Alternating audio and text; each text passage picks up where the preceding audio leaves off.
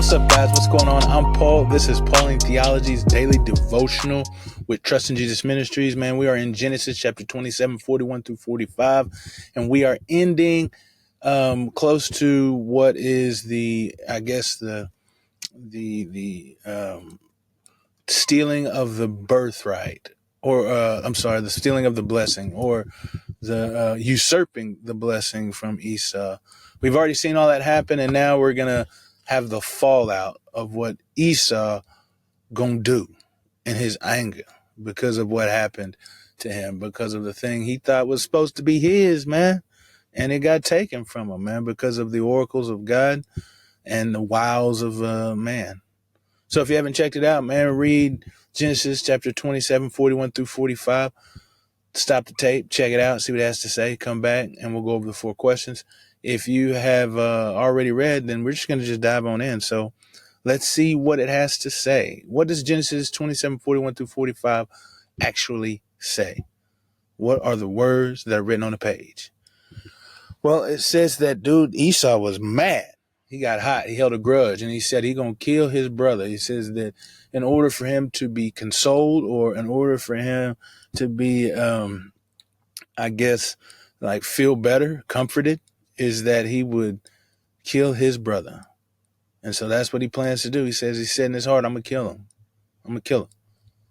And then somehow this got back to Rebecca, man. And when Rebecca heard it, she called her son.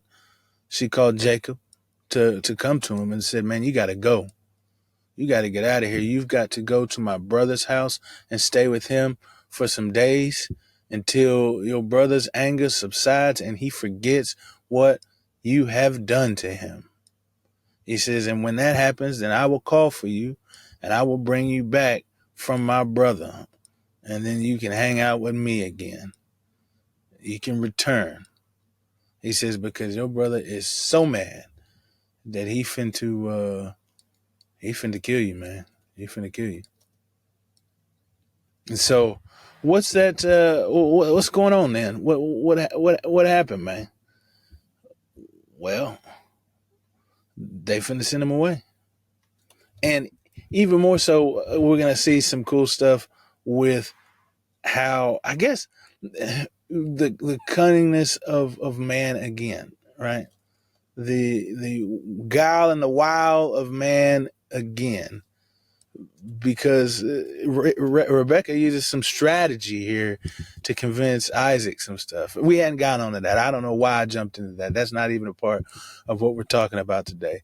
But what we are talking about is just this anger, man, that seeps in because of the things that we do. So first off, I want to talk about what it says about God. What does it say about God?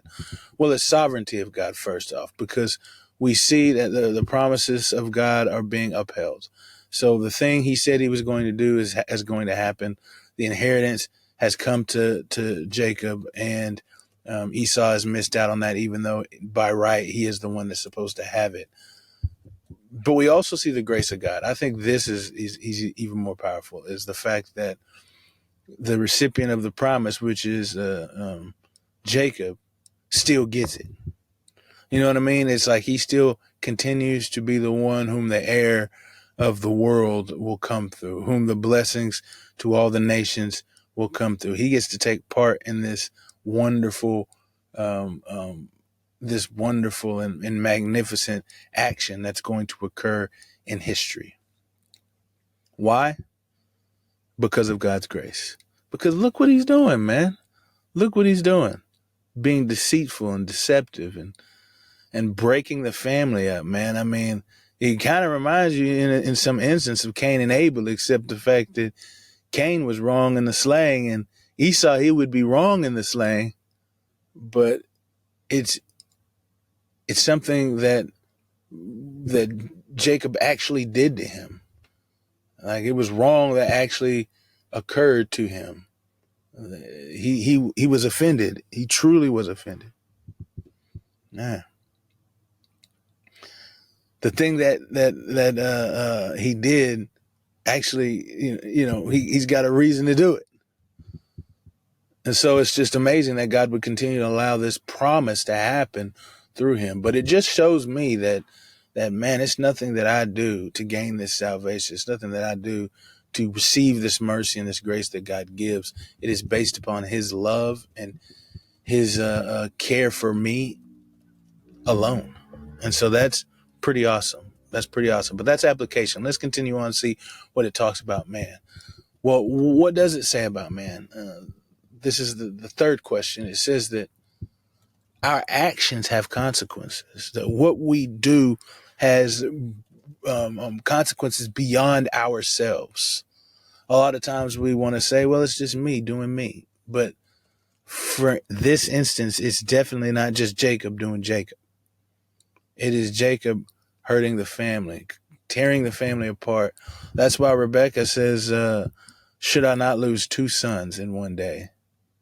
It's like, man, she's losing Jacob. She has to send him on the way. But if Esau kills Jacob, then the consequences for that murder, she'll lose that son as well.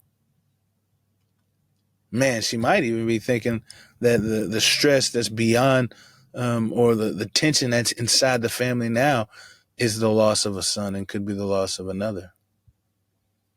I mean, this ramifications have been growing consistently between this warfare, I guess, between the two brothers from the very beginning, struggling in the womb, and now we see we don't see the climax of it because later on we're going to see the reconciliation of the brothers and the fear that goes on between them. But yeah, actions have consequences. So how should we apply these truths to our lives, man? I think how we apply these truths is that we remind ourselves of the goodness of God. We continue to bask in understanding the wonder that it is for the grace of God to be bestowed upon us. Let that grace sink in. Let that knowledge of that resonate in us. Sometimes there's no real action, like no footwork to do yet to contemplate the love of God. Check out some of these videos that I made, little shorts about contemplating on the love of God, man, because yeah, we should think about how good God's love is to us. And remember, it is to us. It is to us. I have to constantly remind myself of that. And I thank you guys for listening, and I'll see you in the next episode.